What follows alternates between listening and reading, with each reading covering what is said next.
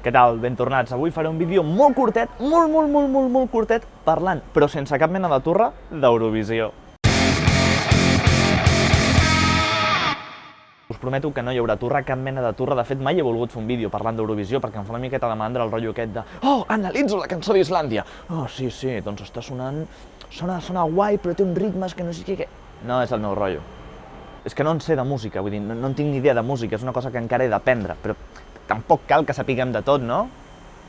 Per tant, us explicaré com vivim els fans d'Eurovisió, o com el vam viure l'any passat, perquè l'any passat va ser un any desastrós, va ser un any horrible, el 2020 va ser una merda perquè no vam tenir Eurovisió, ens vam quedar sense festival, vam fer una cosa que era una... és igual, no val la pena.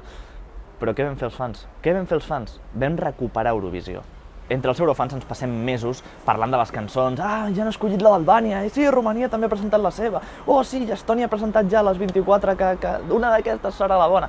Mesos i mesos parlant d'aquestes merdes. Però quan arriba el moment i no hi ha Eurovisió, doncs se'ns cau el món al damunt.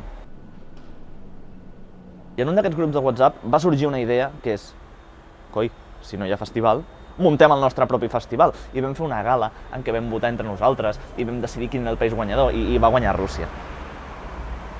Jo l'any passat anava amb Islàndia, aquest any vaig amb Islàndia, o amb Xipre, o amb San Marino. Bueno, qui sigui menys Lituània. Aquest és un missatge per tots els letons i els lituans. Deixeu-nos tranquils! Total, vam decidir fer el nostre festival i a un servidor se li va anar una miqueta a l'olla. I vaig preparar un vídeo introductori que al final és el motiu pel qual estic gravant aquest vídeo. Simplement tenia un vídeo guardat des de fotia un any, que ha estat sempre guardat, doncs ara us el mengeu. Eurovision with face masks? What is this? A fucking joke? A nightmare that will be even worse when UER cancels the festival.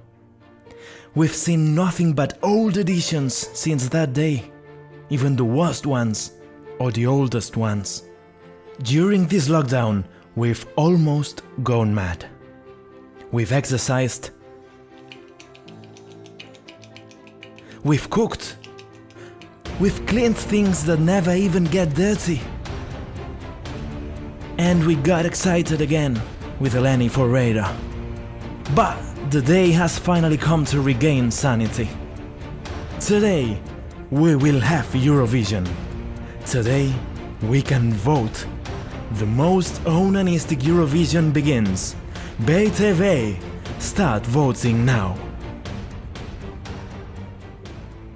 Sí, BTV Start Voting Now. A BTV hi ha molts eurofans, moltíssims eurofans. No diré els noms per no posar-los en evidència. No els dic, no. Però hi ha molts eurofans, per tant, si mai veieu un periodista o una periodista de BTV pel carrer, doncs el podeu aturar i li podeu preguntar, doncs no sé, per la Elena Sagrinou. Què el diablo? No ho feu, millor no. És lleig molestar la gent que està treballant. I bàsicament és això. Avui veureu que he fet el vídeo sense monyito, me'l podria recollir, podria fer el monyito ara en plan, així en plan guarro, com queda? Ah, Déu meu! Oh, mira, sembla la Marge Simpson, Ullo! És com inici de Marge Simpson, això? Guai, no?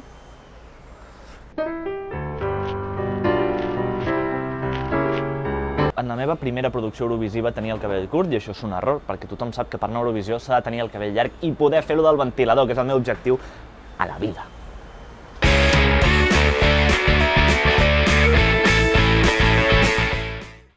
I bàsicament he fet el vídeo per això, per ensenyar-vos el vídeo aquest d'abans, que me'l vaig currar una mica i no havia sortit mai a la llum i doncs ja està. Però aprofitant que som aquí, us explicaré com vivim els eurofans d'Eurovisió, almenys com el Visió, perquè cadascú viu de la seva manera. Hi ha moltes festes d'Eurovisió, això és guai, gent que queda a cases de gent per veure el festival i fer porra i passar-ho bé, i llavors fer callar el tio que no calla quan està cantant San Marino, perquè collons també volem escoltar San Marino, calla la boca! N'hi ha que miren sols a casa, fent molts comentaris a Twitter, a muerte de comentaris a Twitter, perquè si una cosa mola d'Eurovisió és fer comentaris a Twitter. Els russos se'ls ha colat R2D2 a l'escenari, tu. Enviar. Al cap de la fi és una nit molt especial cada any. Una nit no, una setmana, perquè tenim semifinals dimarts, semifinals dijous i la final dissabte. Tothom es pensa, no, la final dissabte tal qual. No, les semis molen moltíssim, però moltíssim. A més, a les semis és on comencem a veure si realment el que ens esperàvem, el que imaginàvem, doncs acaba sent el que creiem, o no. A la semi te n'adones que la cançó d'Irlanda està molt bé, però en realitat desafina que flipes. I ja està, estic fent voltes, només volia ensenyar-vos un vídeo, ho deixem aquí, no? Si és que total, dale al like, suscríbete i a tope. que he tingut una excusa per penjar un vídeo, que feia temps que no penjava i ja, i pa'lante.